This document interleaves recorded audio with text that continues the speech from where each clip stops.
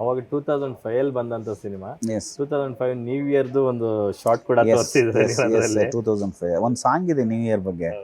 ಒಂದು ಪಾರ್ಟಿಗೆ ಹೋದಾಗ ನ್ಯೂ ಇಯರ್ ಸೆಲೆಬ್ರೇಷನ್, ಆ ಒಂದು ಸಾಂಗ್ಸ್ ಕವಿರಾಜ್ ಬರ್ದಿರೋ ಅವ್ರದ್ದು ಸಾಂಗ್ ಅದು. ಕುನಾಲ್ ಗಾಂಜವಾಲ ಹೇಳೋದು. ಕುನಾಲ್ ಗಾಂಜವಾಲ ಬಗ್ಗೆ ಸ್ಪೆಷಲ್ ಕವಿರಾಜ್ ಸಾಂಗ್ಗೆ ಅಂತ ಕರೆಸಿದ್ವಿ ಅವ್ರನ್ನ ಓಮಾರಿಯ ಸಾಂಗಲ್ಲಿ. ಬಟ್ ಆ ಸಾಂಗ್ ಆದಮೇಲೆ ನೀನೇ ಇನ್ನೂ ಯಾರನ್ನೂ ಪ್ಲ್ಯಾನ್ ಮಾಡಿರಲಿಲ್ಲ. ಅಣ್ಣ ಅವರು ಒಂದು ಐಡಿಯಾ ಕೊಟ್ಟರು, ಇವ್ರ ವಾಯ್ಸು ನೀನೇ ಚೆನ್ನಾಗಿರುತ್ತೆ ನೋಡಿ ಈ ಸಾಂಗಿಂತ ಅಂತ ಹೇಳೋದು.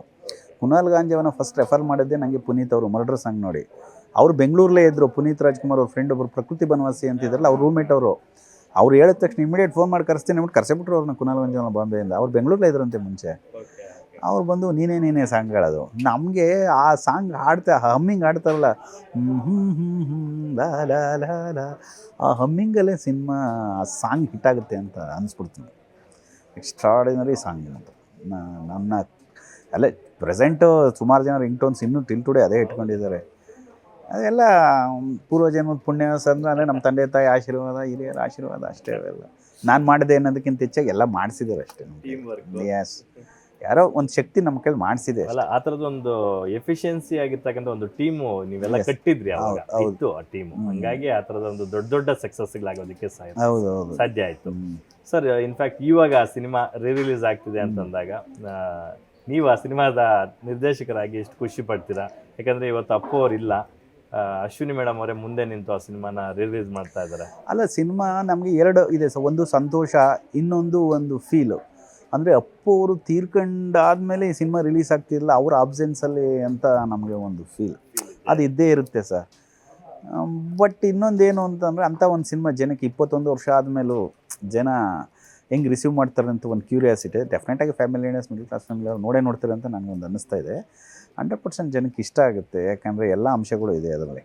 ಇಲ್ಲ, ಕೌಟುಂಬಿಕ ಮೌಲ್ಯಗಳು ತುಂಬ ಇದ್ದಾವೆ. ಹಾಗಾಗಿ ಪ್ರೆಸೆಂಟ್ ಜನ್ರೇಷನಲ್ಲಿ ಈ ಥರ ಸಿನಿಮಾಗಳು ಸ್ವಲ್ಪ ಕಮ್ಮಿ ಬರ್ತಾ ಇದೆ ಈಗ.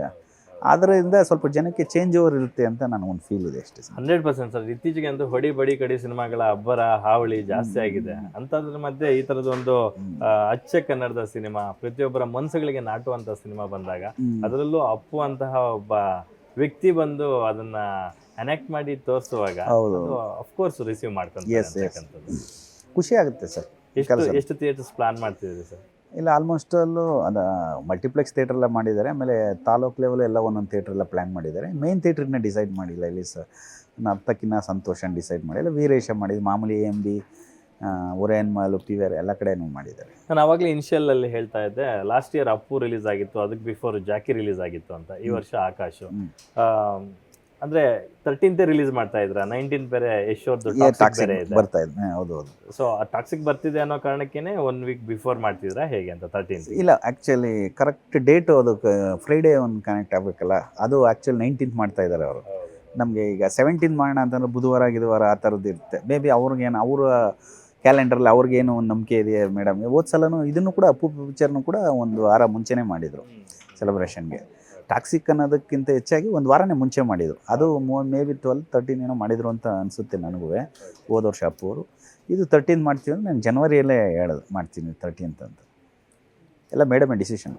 ಈಗ ಆಕಾಶ್ ಸಿನಿಮಾದಲ್ಲಿ ಇರ್ತಕ್ಕಂಥ ಸಾಕಷ್ಟು ತಂತ್ರಜ್ಞರು ಮತ್ತು ಕಲಾವಿದರು ಈಗೆಲ್ಲ ಇದ್ದಾರೆ. ಸೊ ಎಲ್ಲರನ್ನೂ ಪೂಲ್ ಮಾಡಿ ಏನಾದರೂ ಒಂದು ಸ್ಪೆಷಲ್ ಸಂದರ್ಶನ, ಟ್ರಿಬ್ಯೂಟ್ ಮಾಡೋದು, ಪ್ರಮೋಷನ್ಸ್ ಮಾಡೋದು, ಆ ಥರದ್ದೆಲ್ಲ ಆಲ್ಮೋಸ್ಟ್ ಅಲ್ಲಿ ಮಾಡ್ತಾ ಇದ್ದಾರೆ. ಪ್ರಮೋಷನ್ ಎಲ್ಲ PRK ಪ್ರೊಡಕ್ಷನ್ ಕಡೆಯಿಂದ ಪ್ರತಿಯೊಬ್ಬನು ಒಂದು ಪೋಸ್ಟರ್ ಆಗಲಿ ಇದನ್ನಾಗಲಿ ಎಲ್ಲನೂ ಸೋಷಿಯಲ್ ಮೀಡಿಯಾದಲ್ಲಿ ಅನ್ವೇಲ್ ಮಾಡ್ತಾ ಇದ್ದಾರೆ.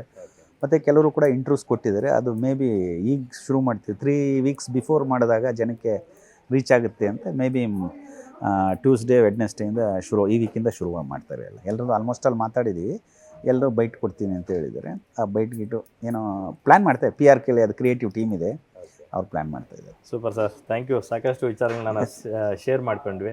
ಈಗ ಆಕಾಶ್ ಹೊರತಾಗಿ ಒಂದಷ್ಟು ಮಾತಾಡೋದಾದರೆ, ಕನ್ನಡ ಚಿತ್ರರಂಗ ನೀವು ನೋಡಿದಂತಹ ದಿನಗಳು, ಈಗ ಬದಲಾವಣೆ ಆಗಿರ್ತಕ್ಕಂಥ ದಿನಗಳು, ಟ್ರೆಂಡ್ಗೆ ಏನು ಹೇಳ್ತೀರಾ ಸರ್? ಅಲ್ಲ, ಬದಲಾವಣೆ ಜಗದ ನಿಯಮ, ಅದು ಹೆಲ್ತಿಯಾಗಿರಬೇಕು ಅಂತ ನನ್ನ ಆಸೆ. ಆಮೇಲೆ ನಾವು ಜನ ಏನು ಅಂತಂದರೆ ತಲೆ ಉಪಯೋಗಿಸಿ ಸಿನಿಮಾ ಮಾಡಬೇಕು, ದುಡ್ಡು ಉಪಯೋಗಿಸಿ ಸಿನಿಮಾ ಮಾಡಬೇಕು ಅಂತ ನಂದೊಂದು ಆಸೆ. ಈಗ ನಾವೆಲ್ಲ 55 ದಿನ 60 ದಿನದಲ್ಲಿ ಶೂಟಿಂಗ್ ಮಾಡ್ತಿದ್ವಿ. ಆಮೇಲೆ ಈಗ ಒಂದು ಪ್ಯಾನ್ ಇಂಡಿಯಾ ಸಿನಿಮಾ ಆಮೇಲೆ ಗ್ರ್ಯಾಂಡಿಯರ್ ಮಾಡಬೇಕು ಅಂದ್ರೆ ಹಾಗೆ ಮಾಡಬೇಕು ಅಂತಿಲ್ಲ. ಕೆಲವು ಸಿನಿಮಾಗಳಿಗೆ ನಂಬರ್ ಆಫ್ ಡೇಸ್ ಅವಶ್ಯಕತೆ ಇದೆ. ಅದನ್ನೇ ಇಟ್ಕೊಂಡು ಪ್ರತಿಯೊಬ್ಬರು ಎಲ್ಲ ಸಿನಿಮಾನೂ ಅಷ್ಟೇ ಖರ್ಚು ಮಾಡಿದಾಗ ಪ್ರೊಡ್ಯೂಸರು ಬರ್ಡನ್ ಆಗುತ್ತೆ. ಯಾಕಂದ್ರೆ ನಿರ್ಮಾಪಕರು ಒಂದು ಸಿನಿಮಾ ಮಾಡಿದಾಗ ಅವ್ರನ್ನ ಉಳಿಸ್ಕೊಳ್ಳೋದು ನಮ್ಮ ಕರ್ತವ್ಯ. ಅಂದರೆ ಅವರಿದ್ದರೆ, ನಿರ್ಮಾಪಕರಿದ್ದರೆ ನಾವೆಲ್ಲ ಸರ್. ಅವರಿಲ್ಲ ಅಂದರೆ ಇನ್ವೆಸ್ಟರ್ ಇಲ್ಲ, ಕ್ರಿಯೇಟರ್ ಇಲ್ಲ ಅಂದರೆ ಸಿನಿಮಾ ಇಂಡಸ್ಟ್ರಿ ಅಣ್ಣವ್ರು ಅಷ್ಟಿಲ್ದಿದ್ರೆ ನಿರ್ಮಾಪಕರನ್ನ ಅನ್ನದಾತರು ಅಂತ ನಿರ್ದೇಶಕನ ಸರಸ್ವತಿ ಪುತ್ರರು ಅನ್ನೋರು ಅವ್ರು ಹೇಳೋರು, ನಿರ್ಮಾಪಕರು ನಿರ್ದೇಶಕರಿಂದಲೇ ನಾನು ಅಂತ ಹೇಳೋರು ಅವರು. ಅಂದರೆ ಅವ್ರು ಟ್ರೂ ಹೇಳೋರು. ಸಿನಿಮಾ ಇರೋದೇ ಪ್ರೊಡ್ಯೂಸರು ಡೈರೆಕ್ಟರ್ ಕೈಯಲ್ಲಿ. ಒಬ್ಬ ಕ್ರಿಯೇಟ್ರು ಇನ್ವೆಸ್ಟರ್ ಇಲ್ಲ ಅಂದರೆ ಏನೂ ಇರೋಲ್ಲ, ವೇಸ್ಟ್. ಅಂಥದ್ರಲ್ಲಿ ಅವ್ರನ್ನ ಉಳಿಸೋ ನಿಟ್ಟಿನಲ್ಲಿ ಆಮೇಲೆ ಈಗಿನ ಬರೋ ಜನ ಆಗಲಿ, ಡೈರೆಕ್ಟರ್ಸ್ ಆಗಲಿ, ಕೆಲವರೆಲ್ಲ ವರ್ಕ್ ಮಾಡಿ ಅವ್ರಿಗೆ ಪ್ರೊಡ್ಯೂಸರ್ಗೆ ಕಂಫರ್ಟಬಲಾಗಿ ಕೆಲಸ ಮಾಡಬೇಕು ಅಂತ ನನ್ನ ಆಸೆ. ಆಮೇಲೆ ಈಗ ನಾನೊಂದು ಸಿನಿಮಾ ಮಾಡಿ ಆ ಪ್ರೊಡ್ಯೂಸರ್ ಏನಾದ್ರು ಊರು ಬಿಟ್ಬಿಟ್ರೆ ನೆಕ್ಸ್ಟು ಇಂಡಸ್ಟ್ರಿ ಕ್ಲಾಸು ಅದೇ ಅವರು ಇನ್ನು ಅಟ್ಲೀಸ್ಟ್ ಇದ್ರಲ್ಲಿ ಸುಮಾರಾಗೋಯ್ತು, ಇನ್ನೊಂದು ಸಿನಿಮಾ ಟ್ರೈ ಮಾಡೋಣ, ಇನ್ನೊಂದು 2-3 ಸಿನಿಮಾ ಮಾಡಿದ ಬೇರೆ ಡೈರೆಕ್ಟರ್ಗಳನ್ನ ಇಟ್ಕೊಂಡು ಬೇರೆ ಡೈರೆಕ್ಟರ್ಗಳಿಗೆ ಕೆಲಸ ಸಿಗುತ್ತೆ, ಕೆಲಸಗಾರರಿಗೆ ಕೆಲಸ ಸಿಗುತ್ತೆ, ಇಂಡಸ್ಟ್ರಿಗೆ ಒಂದು ಹೆಲ್ಪ್ ಆಗುತ್ತೆ ಅಂತ ಪ್ರೊಡ್ಯೂಸರ್ನ ಮೈಂಡಲ್ಲಿ ಇಟ್ಕೊಂಡು ಸಿನಿಮಾ ಮಾಡಬೇಕು ಅಷ್ಟೇ ನಮ್ಮ ಸರ್. ನನಗೆ ಯಾವಾಗಲೂ ಒಂದು ಕಾಡೋದು, ಸಿನಿಮಾದ ಮೂಲ ಉದ್ದೇಶ ಎಂಟರ್ಟೈನ್ಮೆಂಟ್ ಆದರೂ ಕೂಡ ಉದ್ಯಮ ಕೂಡ of course making money also important. ಆದರೆ ಇತ್ತೀಚೆಗೆ ಹೆಂಗಾಗ್ಬಿಟ್ಟಿದೆ ಅಂತಂದರೆ ಪ್ಯಾನ್ ಇಂಡಿಯಾ ಕಾನ್ಸೆಪ್ಟ್ಗಳು ನೀವು ಹೇಳ್ದಂಗೆ ಅದಕ್ಕೆ ನೀಡ್ ಇಲ್ಲದೆ ಇರ್ತಕ್ಕಂಥದ್ದು. ಈಗ ಫಾರ್ ಎಕ್ಸಾಂಪಲ್ಲು ₹5 ಹಾಕೋ ಹತ್ರ ₹50 ಹಾಕೋದು, ಮತ್ತು ಪ್ರೊಡ್ಯೂಸರ್ಸ್ ಬರ್ಡನ್ ಆಗೋದು, ಸಿನಿಮಾ ಕ್ಲಿಕ್ ಆಗದೆ ಇರೋದು, ಈ ಥರದ್ದು ತುಂಬ ನಡೀತಾ ಇದ್ದಾವೆ. ಒಂದೇನು ಅಂದರೆ ಸರ್, ಈಗ ನಾನು ನಿಮ್ಗೊಂದು ಐಡಿಯಾ ಹೇಳ್ತೀನಿ ಸರ್. ನನ್ನ ಡೈರೆಕ್ಟ್ರಾಗಿ ನಾನು ಹೀರೋ ಆಗಿ ನಿಮ್ಗೆ ಕೇಳ್ಕೊಬೋದು ಹಿಂಗೆ ಮಾಡೋಣ ಅಂತ. ಬಟ್ ಪ್ರೊಡ್ಯೂಸರ್ ನೀವು ಡಿಸಿಷನ್ ತೆಗಿಬೇಕು. ಪ್ರೊಡ್ಯೂಸರ್ ಬುದ್ಧಿವಂತರಾಗಬೇಕು ಅಂತ ನನ್ನಿಟ್ಟು. ಯಾಕಂದರೆ ದುಡ್ಡು ಹಾಕೋರಿಗೆ ನಾನು ಹೆಂಗೆ ತೆಗಿಬೇಕು ಅನ್ನೋ ಒಂದು ಐಡಿಯಾ ಇರಬೇಕು. ವೇಗಾಗಿ ನಂಬೋಕ್ಕಾಗಲ್ಲ ಸರ್. ಆಮೇಲೆ ಕೆಲವು ಸಿನಿಮಾಗೆ ಪ್ಯಾನ್ ಇಂಡಿಯಾ ಸಿನಿಮಾ ಅವಶ್ಯಕ. ಪಾಪ KGF ನಿಜವಾಗ್ಲೂ ಮಾಡೋದು ಖುಷಿ. ಹಳೆ ಸಿನಿಮಾಗಳು ಮಾಡಿರ್ಬೋದು ರಾಜ್ಕುಮಾರ್ ಅವರು, ಬಟ್ ಈಗಿನ ಜನ್ರೇಷನ್ಗೆ ಎಲ್ಲ ಭಾಷೆಗಳಿಗೂ ಕನ್ನಡ ಇಂಡಸ್ಟ್ರಿ ಗತ್ತೆ ಏನು ಅಂತ ತೋರಿಸ್ಕೊಟ್ಟಿದ್ದೆ ಒಂದು KGF, ಒಂದು ಕಾಂತಾರ, ಆ ಸಿನಿಮಾಗಳಿಂದ. ನಾವು ಅದನ್ನು ಲೆಗೆಸಿನ ಕಂಟಿನ್ಯೂ ಮಾಡ್ಕೊಂಡು ಹೋಗಬೇಕೇ ಹೊರತು ಕೆಟ್ಟ ಸಿನಿಮಾ ಮಾಡಿ ನಮ್ಮ ಬಿಸ್ನೆಸ್ ನಾಳು ಮಾಡ್ಬಾರ್ದು ನಾವು. ಈಗ ನೀವು ಮಾಡೋದಕ್ಕೆ ಪ್ಯಾನ್ ಇಂಡಿಯಾ ಅಂತ ನಾನು ಮಾಡಿ ನಾನು ಏನೋ ಅಲ್ಲ, ನನ್ನ ಅವಶ್ಯಕತೆ ಇದೆಯಾ, ಈ ವ್ಯಕ್ತಿ ಮಾಡಿದ್ರೆ ಆ ಸಿನಿಮಾಗೆ ಅವಶ್ಯಕತೆ ಅಂತ ನೋಡ್ಕೊಂಡು ಮಾಡಬೇಕು ಅಂತ ಅಷ್ಟೇ, ಬೇರೆ ಏನೇನು. ಆದರೆ ಡಿಸಿಷನ್ ತಗೊಳ್ಳೋದು ಪ್ರೊಡ್ಯೂಸರ್ ಅಲ್ಟಿಮೇಟ್ ಸರ್. ಅವರು ಎಲ್ಲ ಮಾಡಬೇಕು. ನಾನು ಹೇಳೋದೊಂದು, ನೀವು ಪ್ರೊಡ್ಯೂಸರ್ ಮಾಡೋದೊಂದು, ಅದ್ರ ಕಷ್ಟ.